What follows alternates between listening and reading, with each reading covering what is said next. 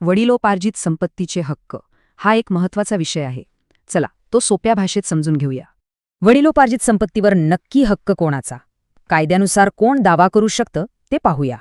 सगळ्यात आधी संपत्तीचे दोन मुख्य प्रकार समजून घेणं गरजेचं आहे.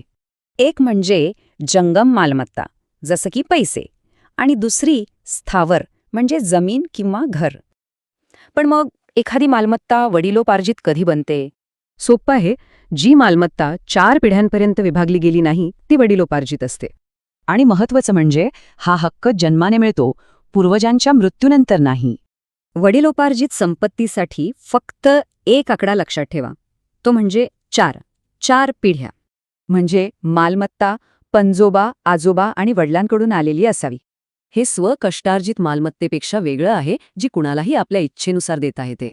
मग या संपत्तीवर कायद्याने थेट हक्क कोणाचा असतो? चला पाहूया.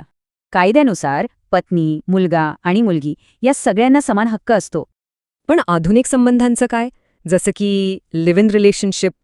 हा एक खूप सामान्य प्रश्न आहे आणि यावर सुप्रीम कोर्टाचा एक महत्त्वाचा निकाल आहे. 2022च्या निकालानुसार दीर्घकाळ एकत्र राहणं हे विवाहासारखंच मानलं जातं. आणि म्हणूनच अशा संबंधातून जन्मलेल्या मुलाला सुद्धा कायदेशीर वारस मानलं जातं.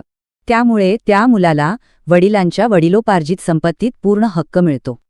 आता वारसा हक्काबाबतच्या एका मोठ्या गैरसमजावर बोलूया. एक प्रश्न जो नेहमी विचारला जातो, जावयाचा सासरच्या मालमत्तेवर हक्क असतो का?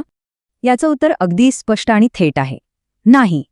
कायदा स्पष्ट सांगतो, कोणत्याही परिस्थितीत जावयाचा सासरच्या मालमत्तेवर कायदेशीर हक्क नसतो. म्हणूनच आपले वारसा हक्क स्पष्टपणे जाणून घेणं खूप महत्त्वाचं आहे.